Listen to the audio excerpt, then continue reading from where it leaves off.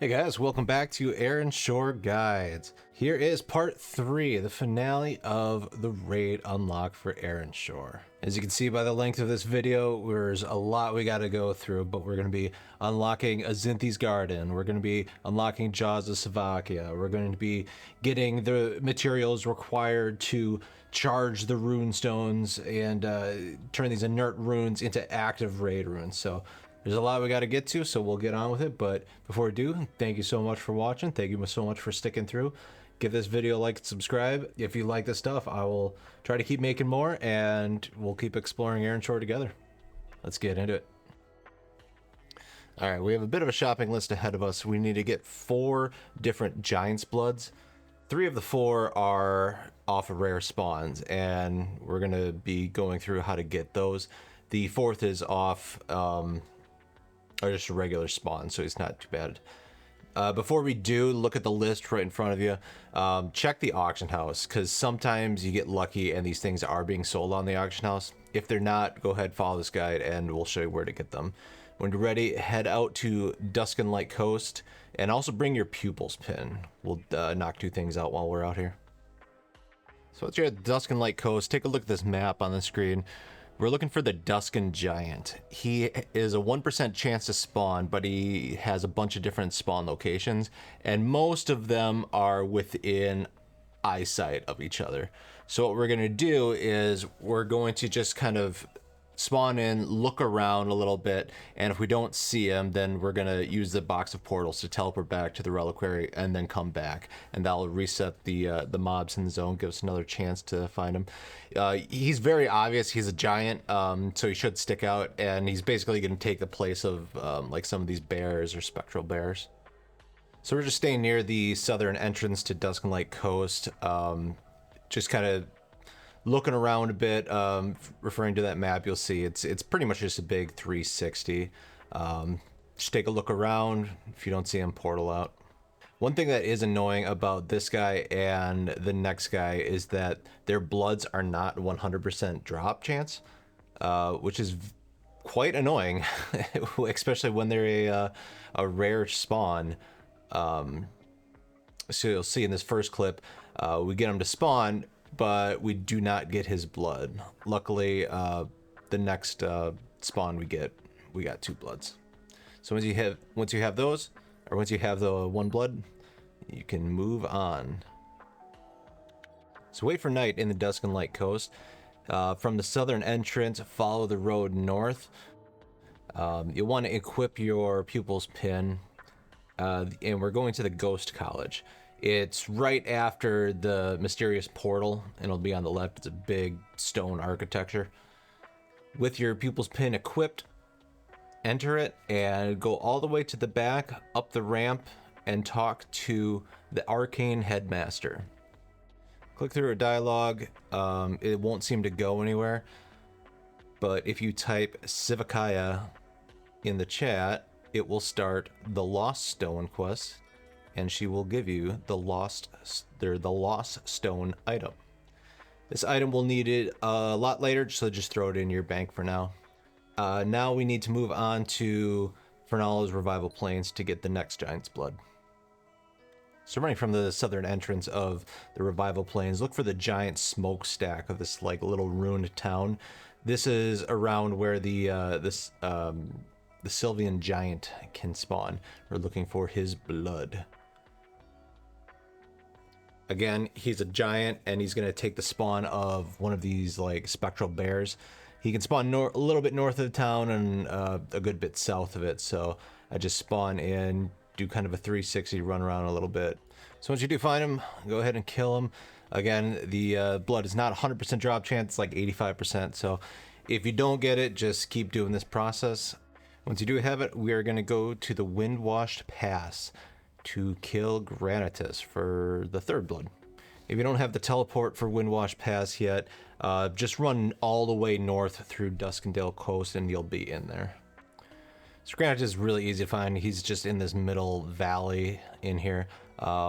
Just jump down. He patrols around quite a big area, but like I said, he's just going to be in this valley. He hurts, I won't lie, but he drops a lot of good items for tanks. He does have a 100% drop chance for the Stone Giant's Blood, so that's very nice. Lastly, we need the Ghostly Giant's Blood. The quickest way is just go to Vitho's Watch, connected to Fairy's Break. Run down to the coast. There are some really low-level mobs that have a high chance to drop this. Pretty easy. Alright, with those out of the way, we do have some more shopping we need to do, but at least we can start compounding things. We're going to head to Abyssal Lake. The easiest way to go is go through the Ripper's Keep portal and run straight east. Put your right hand on the mountain and follow it around. There is a sort of a back entrance to this dungeon.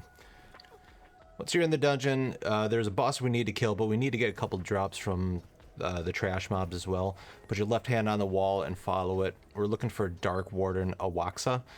She's not 100% spawn in this location, but you could just use the box of portals to teleport out, come back in to retry. The item we're getting from her is a nighthollow wick. Once you have that, keep clearing the trash until you get 1 Sivakayan ore and the Sivakayan boat pass. You need both of these things, and then we can move on. Alright, we can finally make something. We're going to make the strange figurine. We need the strange figurine mold, we need a Sivakayan ore, the Braxonian ore, 1 remnants of a daydream, and remnants of a nightmare. We also need a coal to make this. We go to find your nearest forge. There's one in Port Azor right around the marketplace. Put the mold in the template slot, everything else in the components, and 1 coal in for the fuel source. Hit combine, and we have made a strange figurine. Next, we are going to go to the Braxonian Desert with this. From the Braxonian Desert waypoint, go straight north until you hit the mountain, then turn to the left, put your right hand on the mountain and follow it around. You're going to come across this interesting looking chessboard. This is where you spawn some extra bosses and get some interesting drops from.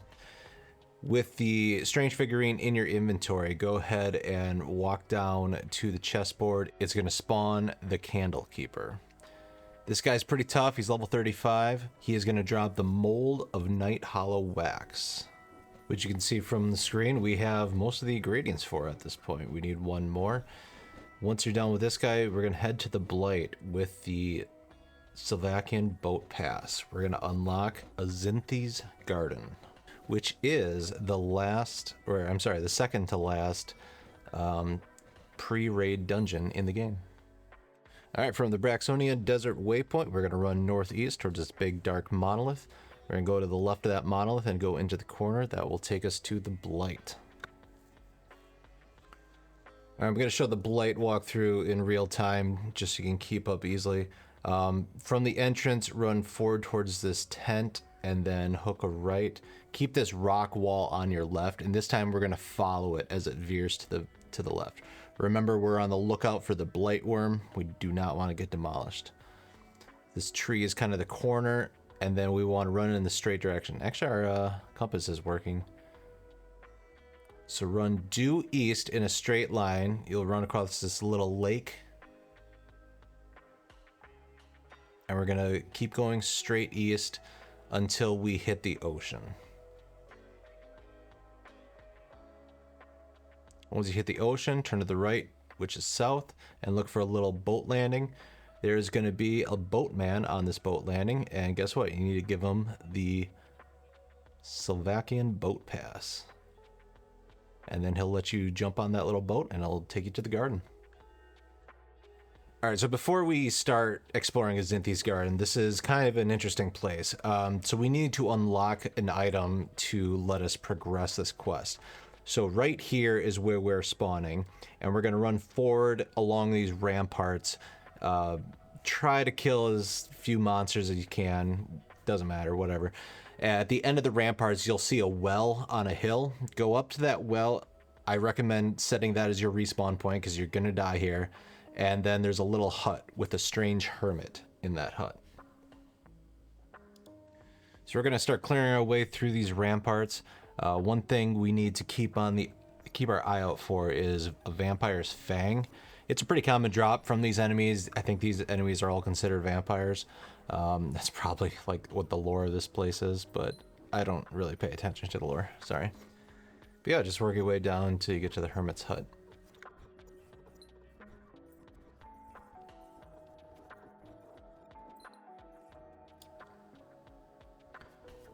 Alright, once you get to the strange hermit, target him and type Umbran, U-M-B-R-A-N. And this will give you the Azynthi Riftstone. This is the key item we need for this area. Let's talk about this area for a little bit. So, the Azynthi Gardens is actually 2 zones. And we use this Riftstone to travel between dimensions.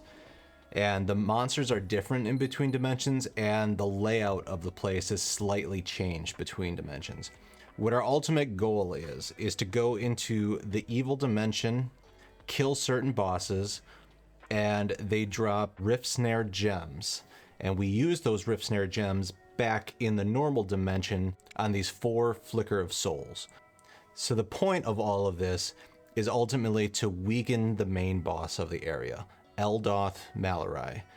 Each one of these rift stones that we destroy weakens him by 25%. Technically, we don't have to destroy any of them. We could destroy 1 or 2 and go and kill him, but he is just so unbelievably strong that he's just going to demolish us at this phase. So let's jump into a run. We're going to start in the Dimensional Rift. Starting from the Hermit Shack, we're going to go to the closest stairs and run to the top. At the top of the stairs, looking at the castle, there is going to be a maze on the right, a garden maze. You'll notice I am taking a lot of enemies. This character is very geared out. You will not be able to do this at this point. The enemies in the zone are start at level 35 in the Dimension Rift, and the bosses go up to level 38. This garden maze really isn't anything too difficult. Kill the botanist throughout it. We're working towards the center. At the center is a groundskeeper. He is going to drop our first Rift Snare gem. Once we get the gem, we're going to leave this garden and we're going to head to the opposite side of the castle, down the hill to the cemetery. That is where we're going to fight a ghost or something called Voss Ashlyn. He's going to drop the second Riftstone gem. One thing I want to point out is that these Rift Snare gems are not unique to each boss. If you would like, you can actually just wait for the respawn of these bosses and just farm 4 of them and then do it that way. You don't actually have to kill all 4. There is a boss we need to kill in the normal dimension to get us a key, but other than that, if you want to just farm one of these bosses, absolutely can do that way. All right, we're going to move up into the castle. You got to be really careful because there are just mobs everywhere. And once we get inside, it's really easy to pull mobs from upper and lower decks. So you got to be really careful and sneak around the edges. We're going to go upstairs right now, and we're going to stick to the left. The first door on the left, up the first set of stairs, is where you're going to find Oracle Myris. Oracle Myris. She's going to drop the 3rd Rift Snare gem. Once you're done with her, the next place you want to go is straight across the room from Oracle Myris if you're walking out the door. There is another room to the east that has a chance to have a named mob that can actually drop a Rift Snare gem. But oftentimes I've found that even if he does spawn, he's not going to... he doesn't like to drop it. As you can see, I pulled pretty much everything. Like I said, this character is very twinked out, so he can survive it. But I have died a million times in this while I was leveling and going through this place for the first few times. So once you get to the room that's across from Oracle Myris, that is to the south, there is a second set of stairs to go up to the 3rd level. Go up to the 3rd level and go out onto the balcony. You'll find Oracle Tretha. She actually doesn't have a 100% chance to spawn. I think it's a 90% chance. But if she does spawn, then she will drop the Rift Snare gem. Alright, so before you leave, go back out onto the balcony where the Oracle was and click your Rift Stone. We are looking for an Elder Mistress.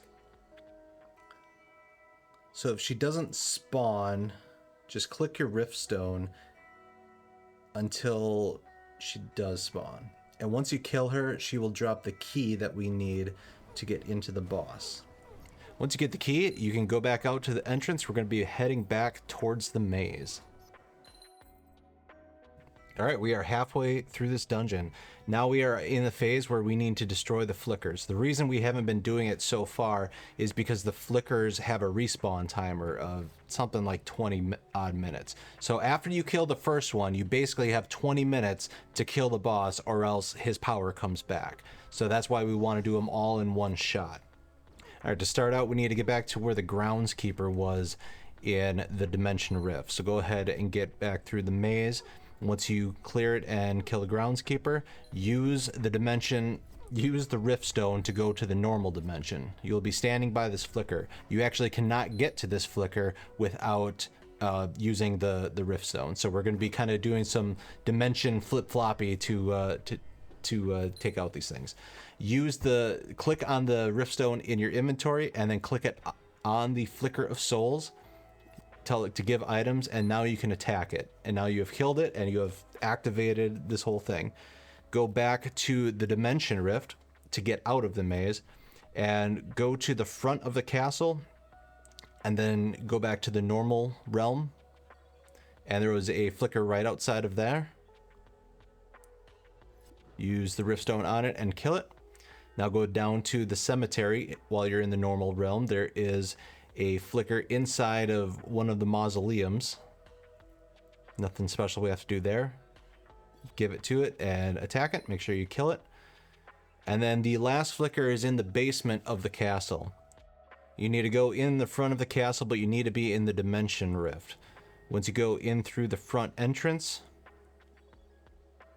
do not go up the steps. Take your first right, and it'll be the first door on your left. Go through the door, click your riftstone, and now you will be in a sealed room in the normal realm with the last flicker souls. Kill it, and go back to the start. All right, so we just need to get to the boss now. There may or may not be a ton of enemies on the way. If you think you can tank it, try just running straight to the boss and then using your rift stones to swap between dimensions, and that'll reset the monsters that were pursuing you.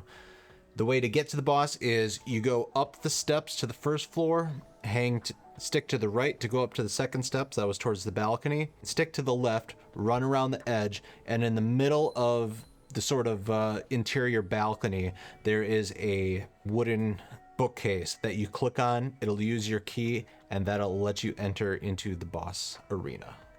All right, you are staring down Eldith Mallory, one of the top bosses of this game pre-raids. He doesn't have any special effects other than he likes to leech life. So this is, honestly, it's not only a tank check, but it's a DPS check. If your DPS is too low, then he is going to out-heal your damage and eventually kill your party. Once he is dead, the item we are looking for from him, other than his great loot, is the skull-shaped candle holder. Once you have that, you can go ahead and leave this place. Alright, with Azynthi Gardens done, we need to move on. We are going to make the nighthollow wax. So go ahead and grab your 4 Giant's Bloods, the Vampire Fang, your mold, and 1 piece of coal, and head to the nearest forge. Place the items in, hit combine, and you have created a nighthollow wax. Grab your skull-shaped candle holder, your nighthollow wick, and head towards Looming Wood. Quickest way to go is from Ripper's Keep, turn around, run straight. We are looking for Larviziel Poltier. He is in the main town in Looming Wood. He is in the northmost building, which also has the tallest steeple. Go in, give him all 3 items, and he will give you an unlit nighthollow candle. Alright, if you're lucky enough person to have the Braxonian Flame Well in your reliquary, you can just use the nighthollow candle on it, and you can skip this whole next step. If you don't have this item in your reliquary, continue on to this next step. Alright, we need to go back to Fallen Braxonia to get to the Braxonian Flame Well. This is how you would upgrade items into blue, so I'll have a separate video about all of that. This time when we're in here, instead of going downstairs, we're going to stay on the same level. Through the first corridor, hang a right, go all the way down. There's a little boss at the end, Prince Ardent. Take a left. Take a left, and now we're in this big area with the pool. At the end of the pool, there is another boss with a couple of ads. Once you kill the boss and the ads, go through the door behind them, and that is the Braxonian Flamewell. Take your unlit nighthollow candle and click on it at the base of the Braxonian Flamewell, and it will give you the nighthollow candle. Ooh, we're getting close. All right, so we can actually head out to the Jaws of Sivakaya. It is in the Dusk and Light Coast, and it is the dungeon underneath the gigantic skull on the right. It's pretty hard to miss. Go in the dungeon and equip your nighthollow candle. With the nighthollow candle, the memory of Sivakaya appears. Talking to her completes a quest. The next step is to walk out to this spinning statue with the glowing eyes.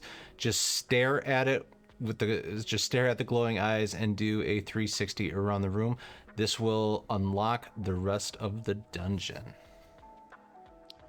All right, Jaws of Sivakaya. This is the last pre-raid dungeon. When you're ready, head on to it with a strong party. This boss only has, this dungeon only has 3 main bosses and 1 hidden boss, and it's a fairly straight shot. It's so much more basic than the last dungeon. This first boss, Balthron. There's nothing really special to him, only the fact that he's got 2 ads with him, and that there's like ads surrounding the room, so it's actually pretty difficult not to pull extra ads. I died a lot on this guy my first couple times around, so expect you will too. Just put your left hand on the wall and it'll take you to the next boss. There's a lot of patrollers in this area, but it's not too bad.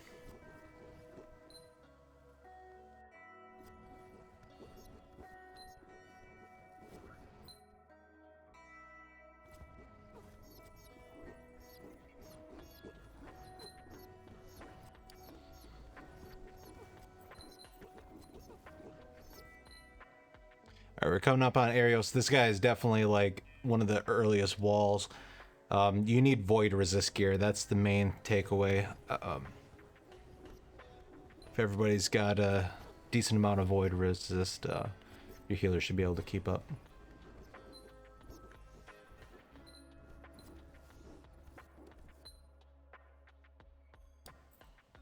All right, upon killing Arios, the first time you get here, there's this word of piety. You have to target it and type Azynthi in order to pass. If you don't type this, it will kill you if you move past this. So make sure you type that in, and then you can proceed through the rest of the dungeon.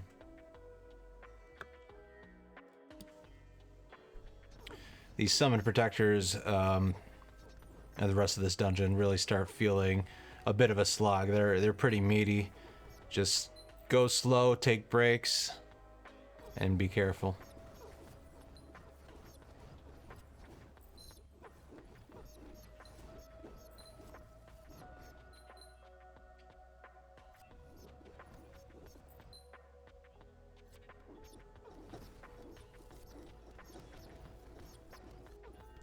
We're in this sort of a theater. I guess you could call it a church. Just clearing our way, and then we're going to go to the left of the stage. On the stage is the next boss.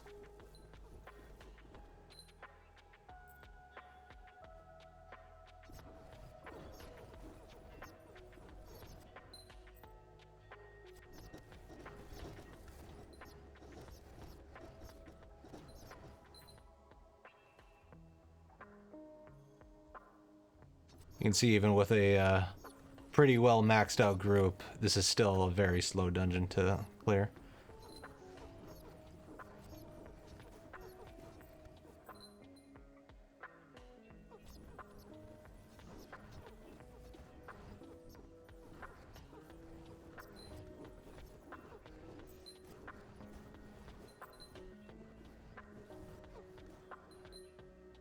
All right, Vessel of Sarathi.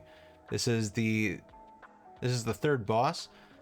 The trick with this boss is these runes that surround her will spawn little healing mobs. As soon as they spawn, you want to target those healing mobs and kill them.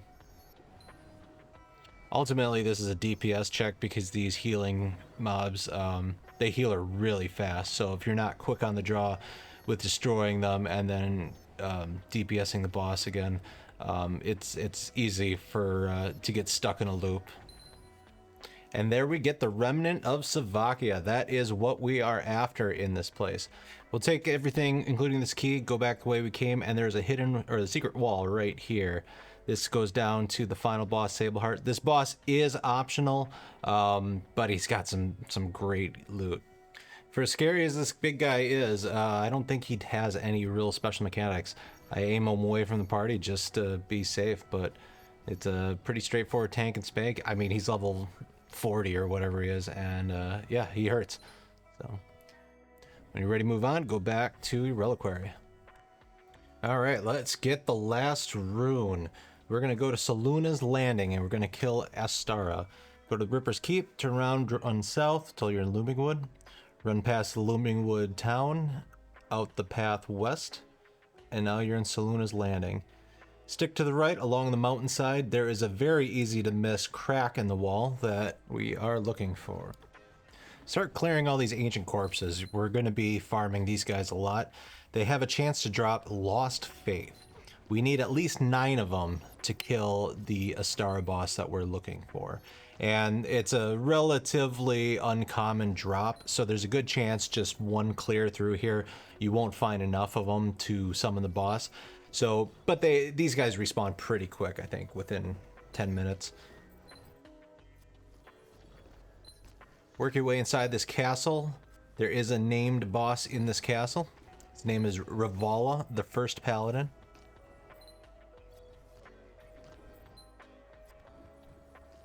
Ravala drops a lore item called a Faded Journal Entry. Make sure you pick this up.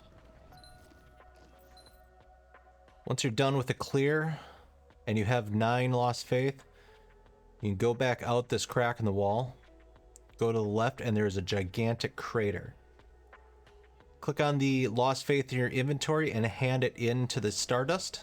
That'll make the Stardust vulnerable so you can attack them.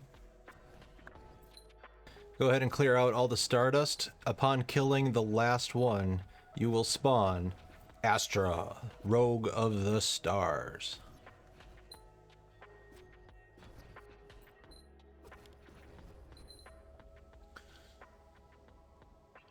What an entrance. When you're ready, go down and fight Astra. I think one of the most important things to consider as a tank is to aim Astra away from your party. I believe it does a fire breath.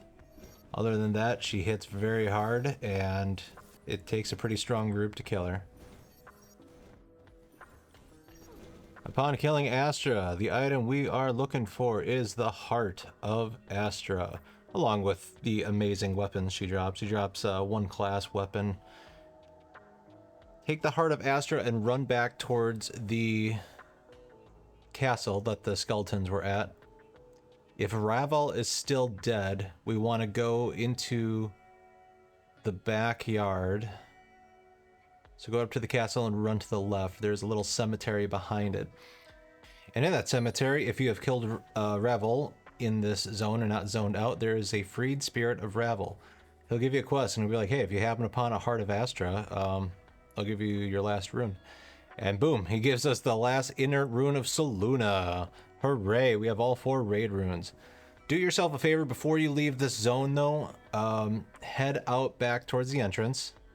Look at the giant statue of Saluna, run to the left of it. You'll see like a vestibule over there with some paladins. Turn in the Faded Journal Entry to the guy in blue, Leo the Holy, and he will give you the rune of Saluna's Landing. All right, let's celebrate by going fishing. Actually, we need a couple things. So you can go fishing in Port Azure, but we got to do it at night. We need 2 specific fish right now. We need an Octorunner and we need a Moongill. We need 2 other things, but we can buy them here in Port Azure. Once you have the Octorunner and Moongill, turn around and go to the Azure Arms, which is the store next to the port, and buy 1 Azure Mead. And then run down to where the oddities vendor is and buy a frowny clowny fish from the fisherman trader. Take all these ingredients to the local or the closest baking oven you know of. The closest one I know of is near the marketplace in this like restaurant in the back. And then we're going to hand in all of our ingredients, a Moongill, an Octorunner, Zor meat, and a Frowny Clowny into the baking oven like we were turning into a quest. And we'll make one odd Malaroth feed. So what this feed does is it lets us summon a special boss. And we use this feed as a one-time item to summon that boss. Now, you can summon this guy repeatedly, but you have to make the feed every time. So you have to do a lot of fishing to get the ingredients in mass to farm this guy. He really is worth some really good experience. And he also drops some pretty expensive weapons, so he's good. He's a good money maker and experience grinder. So to get to this guy, we need to go to the Malaroth's nesting grounds. Go to the Windwash Pass, run west towards the coast. When you get to the coast, hang a right, just follow the path, and it will take you to the Malaroth nesting grounds. When you're in the nesting grounds, just put your right hand on the mountain and just follow that all the way around.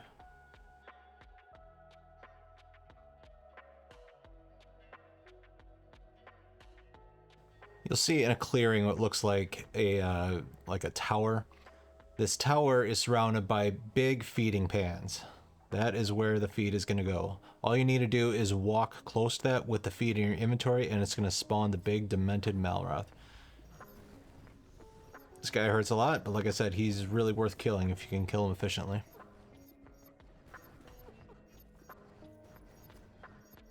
And the demented Malaroth drops the demented brain. Alright, we are getting close to being done now, but before we get too excited, we have one more shopping list we need to do. But don't worry, it's some easy stuff.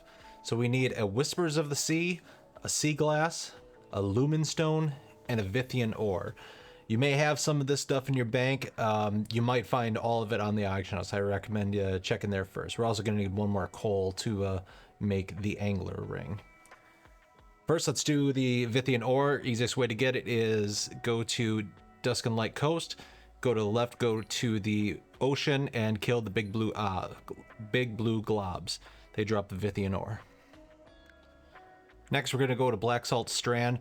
Go out your reliquary, take a left, and keep going left out of Port Azure. That'll take you there. Just follow the coast until you get to these Sea Fiend. They have a chance to drop the Whispers of the Sea and Sea Glass. We need one of each. You may not get it in this first run. You may have to farm these guys for a little bit. Lastly, the Lumistone, you should be able to find that on the auction house, or if you don't, just go into any like low-level dungeon and just kill a bunch of stuff and you'll get it fast. It drops from so many things across the world. To start the angler ring quest, run to the backside of this house in Port Azure, talk to Liani Bosch. Tell her you will help. She'll give you the mold for the angler ring, which you should already have all the items to make it.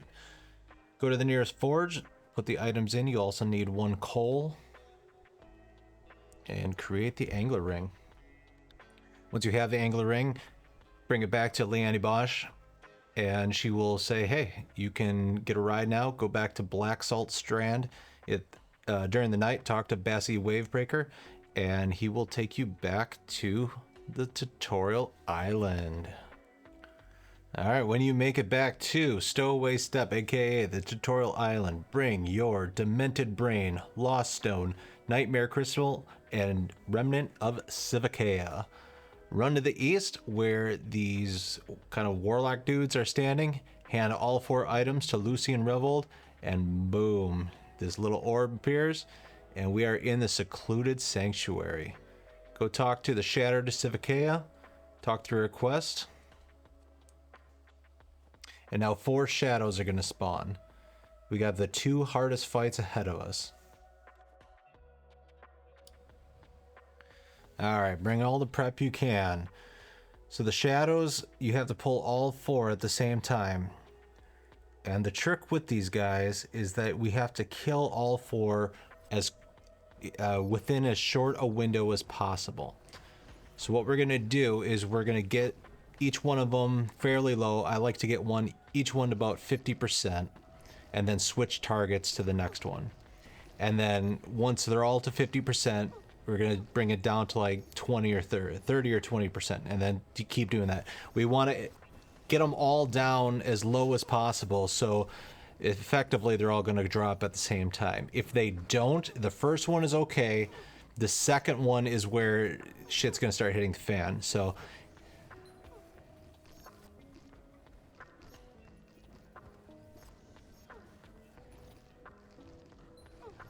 all right, so we're getting close. About 10% on 2 of them.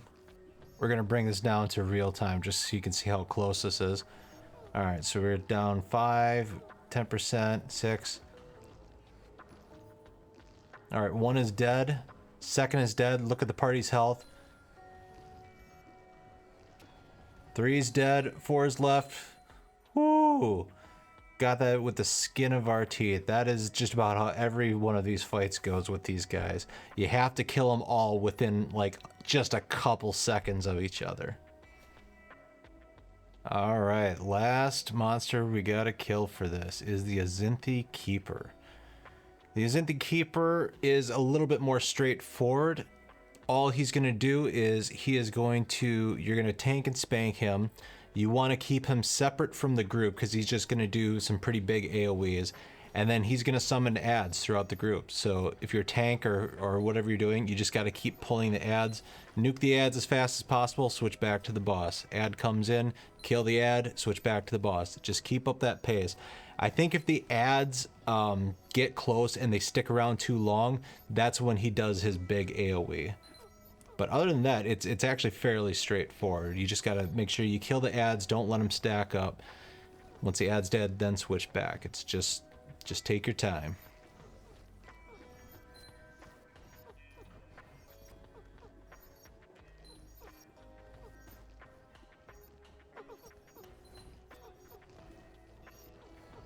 Even though I've run out of mana here, maybe we can still skate by.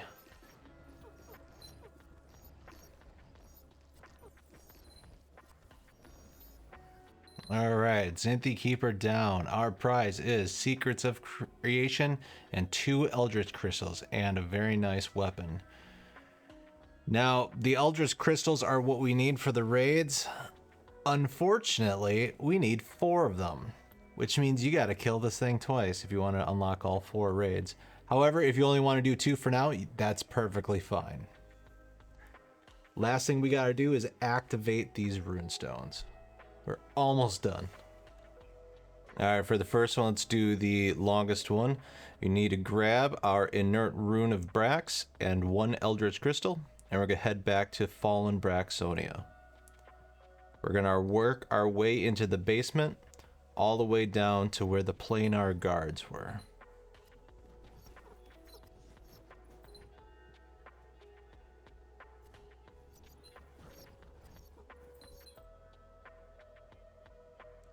Through the model village, out the other side, and a straight shot down this hall.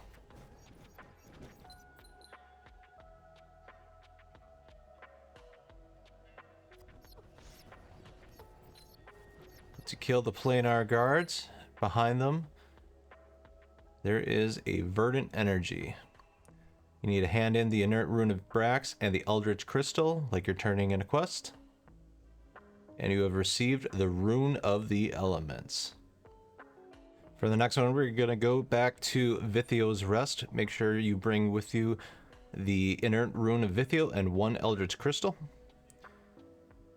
We're going to go to where the apparition of Vithio was. He was down this long hall with all these mobs.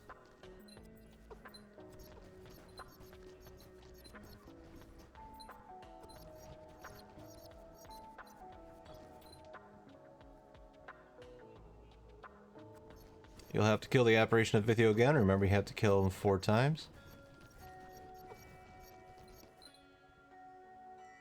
Once he's dead, hand over your inert rune of Vithio and 1 Eldritch Crystal to the verdant energy, and you have received the Rune of Honor.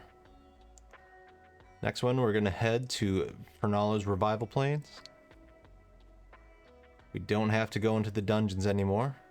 Make sure you bring your inert Rune of Fernala and 1 Eldritch Crystal.